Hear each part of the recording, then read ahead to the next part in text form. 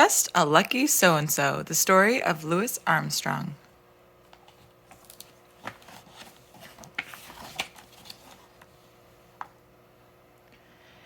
In New Orleans, Louisiana, in a part of town outside Storyville, tucked in a corner called Back of Town, in a section nicknamed the Battlefield, Louis, little Louis Armstrong, was born, black and poor and lucky.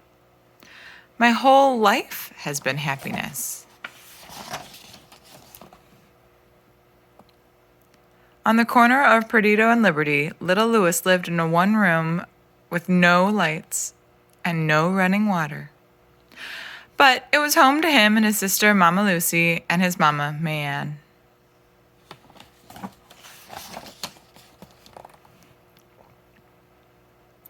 The grandson of slaves, little Louis toted laundry, hauled coal, sold newspapers, and scavenged through garbage to earn money for his family.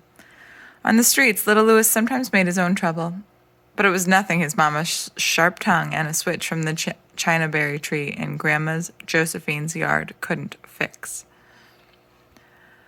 I say never worry about what other fellas has as long as you're having fun in your own way.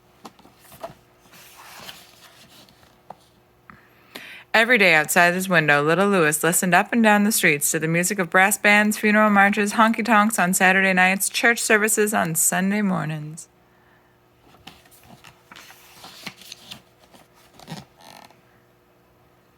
Across the street, he peeked through the cracks of Funky Butt Hall. On cornet, the sassy ragtime music of Buck Johnson, Buddy Bolden, and Joe Oliver followed him wherever he went.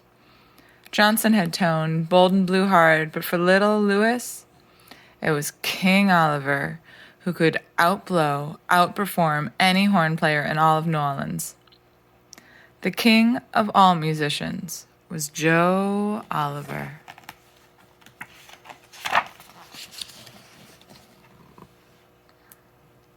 School learning at the Fisk School for Boys began for little Louis at 7.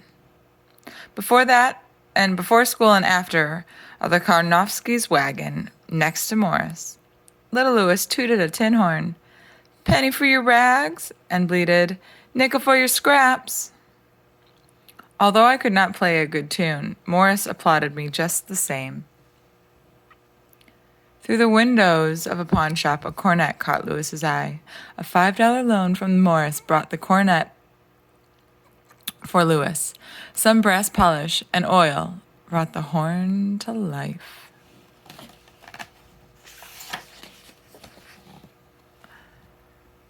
Down Rampart Street, 4 boys harmonized, My Brazilian Beauty, Little Mac on drums, Big Nose Sidney on bass, Redhead Happy Bolton as baritone, and the gravelly tenor of little Louis, the boy with a smile so wide open kids called him Satchel Mouth.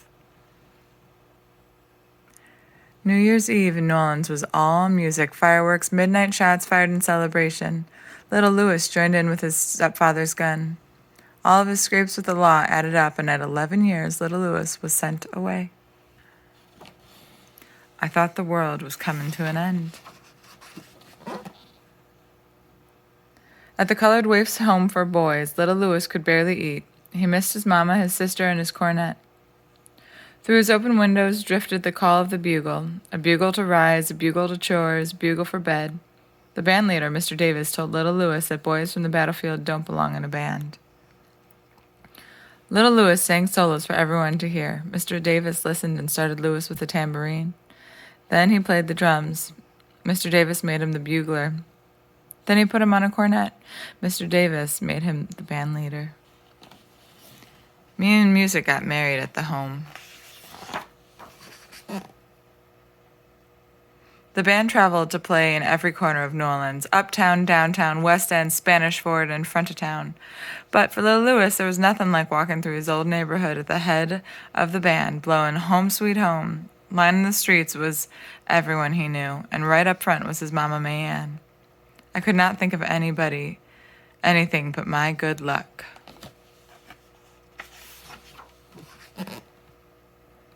At 14, little Louis returned to Perdido Street, not so little.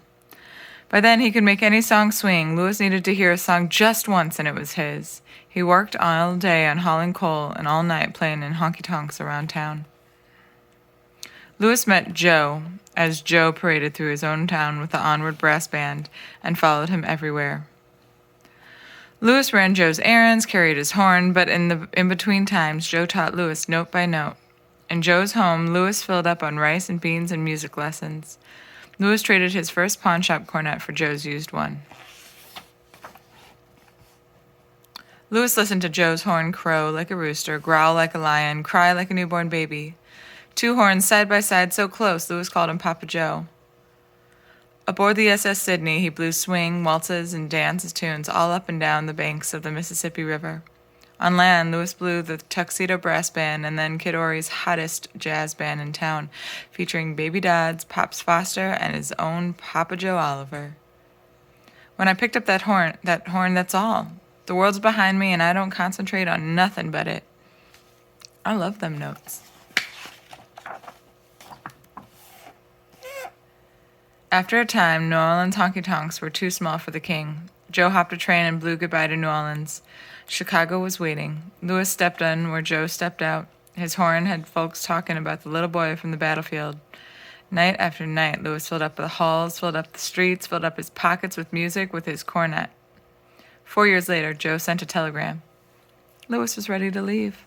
He sent for me, and whatever he's doing, I want to do it with him. All aboard! Louis stopped on the train platform, fish sandwich in hand, cornet in the other. Worried he'd catch cold in the Windy City, his mama made him wear long johns in the August heat. Joe Oliver was waiting. Chicago was waiting. I've never seen that city that big. On the south side of Chicago, at the corner of 31st and Cottage Grove, Louis picked up Lincoln Gardens Dance Hall.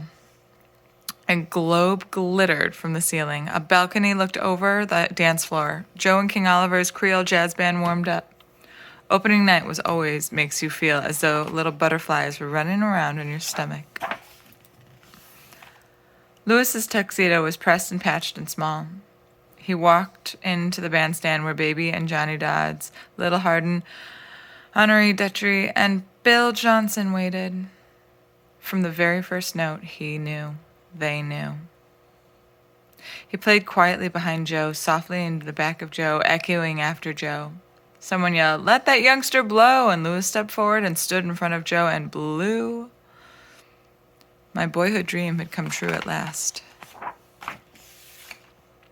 Louis stood in front of bands in Chicago, New York, California, and Europe. On records in Hollywood, on Broadway, on the radio. The little boy from New Orleans, Louisiana, from a part of town outside Storyville in a corner called Back of Town in a section nicknamed the Battlefield, was just a lucky so-and-so. I was so happy I didn't know what to do. I had hit the big time.